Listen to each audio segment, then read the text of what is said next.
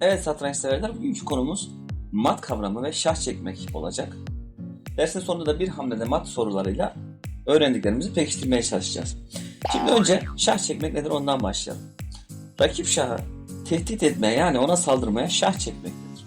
Örneğin ben vezirimi buraya getirirsem şaha hiçbir şekilde saldırmamış oldum. Yani tehdit etmemiş oldum. Yani şah çekmemiş oldum. Ancak mesela buraya getirirsem buradan şah çekebilirim.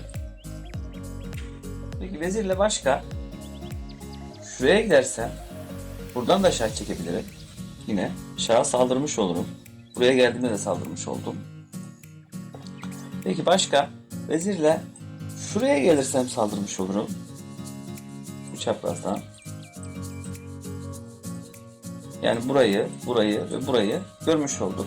Peki başka vezirle buraya da gelirsem şah çekmiş olurum. Dördüncü karemizi de bulduk. Peki şöyle işaretleyeyim tekrardan. Şu çaprazdan buraya da gidebilirim. Buradan da yani şöyle giderek de buradan da şah çekmiş oluyorum. Şöyle. Pardon. Vezirle şahın sağ tarafından şah çekebilir miyim? Bir kontrol edeyim. Şöyle gidersem buradan da şah çekmiş olurum. Peki bu çaprazından bir şah çekebilir miyim? Ona da bakıyorum. Ve vezirle şuraya da gelirsem yine şah çekmiş olurum. Yani vezirle şah çekebileceğim yerler buralar. Peki vezir güçlü bir taş olduğu için çok yerden şah çekebiliyor. Şimdi atı düşünelim. İki ileri bir yana giderek, mesela buraya giderek buradan şah çekebilirim. Bir de şuraya giderek buradan şah çekebilirim. Şimdi kaleye geçelim. Kale düz gittiği için sadece düz giderek iki tane yerden şah çekebilir. Birisi bu, birisi de bu. Son taşımız fil. Fille iki yerden şah çekebiliriz. Birini de ben göstereyim. Buraya gelip şah saldırdığımızda şah çekmiş oluruz. Diğerinde sizler yorumlara yazın karenin adını. Örneğin bu karenin adı D2. Şu karenin adı C4. Yani fil hangi kareye gittiğinde şah çekmiş olur.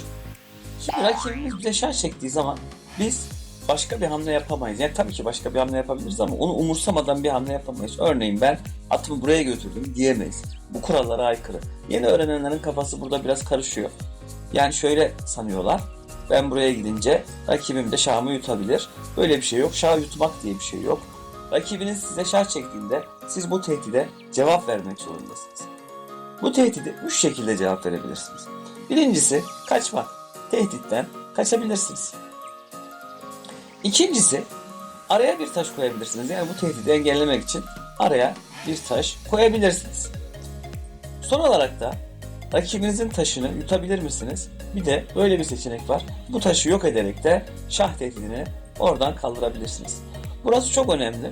Yeni öğrenen öğrenciler genellikle şah çekildiği zaman eline direkt şah taşını atıyorlar ve şahı hemen hareket ettiriyorlar.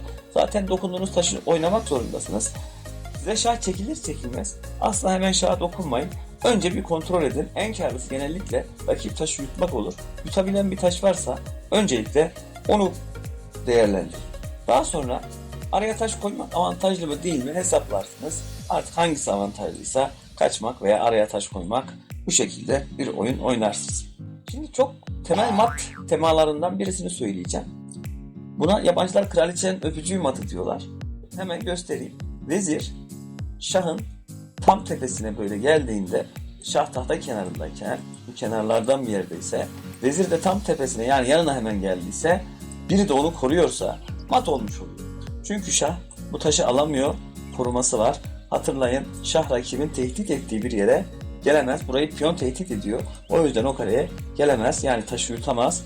Buralara da şah gidemez. Çünkü vezir buraları tehdit ediyor. Vezir çapraz da gittiği için, düz de gittiği için buraları tehdit ediyor. Yani maçlarınızda bu temayı gözünüz arasın. Farklı şekillerde de olabilir. Yine böyle de olabilir. Yani bu kareyi koruyan birisi varsa mat edebilirsin. Fille vezir böyle arka arkaya geldiğinde işbirliği yaparlar. Yani güçlerini birleştirirler. Rakibin de burada rok atmış. Rakibimizin de şahı burada güvenli gibi görünüyor. İşbirliği yaptığı zaman öndeki vezir çapraz giderken arkadaki fil onu koruyor olur. Yani buna vezir fil bataryası da diyorlar. Biz bu şekilde arkadaki filin korumasıyla böyle matlarda yapabiliriz. Maçlarımızda kendimiz böyle vezir fil bataryasını şahın olduğu bölgeye doğru ayarlayarak mat etmeye çalışabiliriz. Benzer şekilde şöyle kale vezir bataryası da olabilir. Yani ikisi güçlerini birleştirmiş. Arkadan kale koruyor ve öndeki piyonu alıyorum. Böylelikle mat olmuş oluyor. Yine son sıra matı diye bir şey var. İleride biraz daha detaylı anlatacağım. Koridor matı da deniliyor bu mata. Koridor matında son sırada şah oluyor sadece. Yani onu koruyacak bir kale olmuyor buralarda. Piyonları da kendi piyonları da kaçışını engelliyor. En yukarıdaki yataya vezirimiz veya kalemiz gelerek şah çektiğimizde şahın kaçacak hiçbir yer olmadığı için mat olmuş oluyor. Şimdi biraz bulmaca çözelim. Çok kolaydan başlattım. Zaten üyeliği de yeni açtığım için Toz TV ismiyle. Puanı da düşük, yani çok kolay sorular. Yeni öğrenenler için onların seviyesine göre sorular. Birinci sorumuzda az önce de anlattığım gibi burada bir kendi piyonları tarafından kısıtlanmış bir şah var. Ben vezirimi son sıraya götürdüğüm zaman oradan şah çekiyorum ve koridor matı oluyor. Yine benzer bir tema aldım. Koridor mat yaptım. Bu arada bunlar bir hamlede mat soruları. İlerleyen zamanlarda belki daha fazla sayıda hamle gerektiren matlar da çözeriz. Peki yine son sıra matı. Vezirimi götürdüm, şah çektim. Şahın gideceği hiçbir yer yok. Şimdi bir bakıyorum. Vezirim ve kalem işbirliği yapmış. Buradaki piyona doğru bakıyorlar. Arkadan kale koruyor. Önden vezir giderek bu piyonu aldığında mat etmiş oluyorum. Zaten söylemiştim hatırlarsanız. Şahın tam böyle yanına, kenardayken tam önüne geldiği zaman birisi koruyorsa mat olmuş oluyor. Yine aynı şekilde vezir kale bataryasıyla buradaki piyonu alıyorum. Arkadan kale koruyor. Evet, bunu da çözdükten sonra zorluk seviyesini biraz arttırıyorum. Şimdi şah çekebileceğim yerlere bakmam gerekiyor. Çünkü mat edebilmek için öncelikle şah çekmiş olmam gerekiyor. Geldim, şah çektim. Şah buraya kaçamaz. Filim var çünkü. Ve burada da kendi piyonu var. Mat oldu. Şimdi hemen bir hamlede mata bakalım. Önce şah çekebilecek hamlelere bakıyorum. Vezirim buradaki piyonu yutabilir. Peki şah yutabilir mi onu geri? Yutamaz çünkü at koruyor. Atın korumasında şah çektim ve mat ettim. Hemen buradan devam ediyorum. Konuyu biraz anladıysanız her soruda videoyu durdurup kendiniz çözmeye çalışın. Ben çok videonun süresinin uzamaması için çok beklemeyeceğim ama siz her soruda kendiniz önce bir durdurup kendiniz çözmeye çalışın. Şimdi filim buraya bakıyor. Vezirim de buraya bakıyor. Yani oraya ben veziri götürürsem fil beni korumuş oluyor. Şimdi burada da koridor matı var. Geldim arkadan mat yaptım. Evet, şuradan vezirimi götürüyorum. Arkadan mat ediyorum. Hocam buraya kaçabilir mi? Oraya kaçamaz. Çünkü oraya fil bakıyor.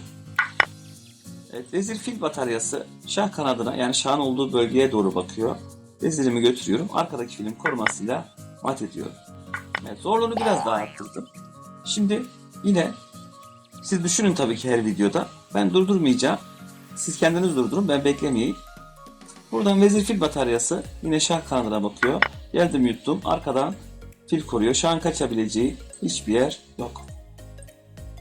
Evet. Şimdi şah çeken hamlelere bakalım. Öncelikle atla şah çekebilir miyiz? Bakıyorum. Çekemiyorum. Ardından fille şah çekebilir miyim? Fil çapraz gidiyor. Şah zaten açık renkli karede. Filim koyu renkli karede. Onu zaten şah çekemem. Vezirimle şah çekebilir miyim? Buradaki piyonu alırsam bu piyonu koruyan hiçbir taş var mı? Bakıyorum, yok. Peki şah çektiğimde buraya gelemez, piyon var. Buraya gelemez, at var. Buraya gelemez çünkü vezirim zaten yatay boyunca tehdit ediyor ve mat olmuş olacak. Aldım. Peki yine şah çekebilecek hamleleri kendiniz düşünün, videoyu durdurup. Ben cevap veriyorum. Kale ile gelip buradan şah çekince buraya kaçamaz, piyon var. Buraya kaçamaz, zaten hem piyon hem kale var. Burayı da zaten kale tutuyor. Bu şekilde mat olmuş oldu.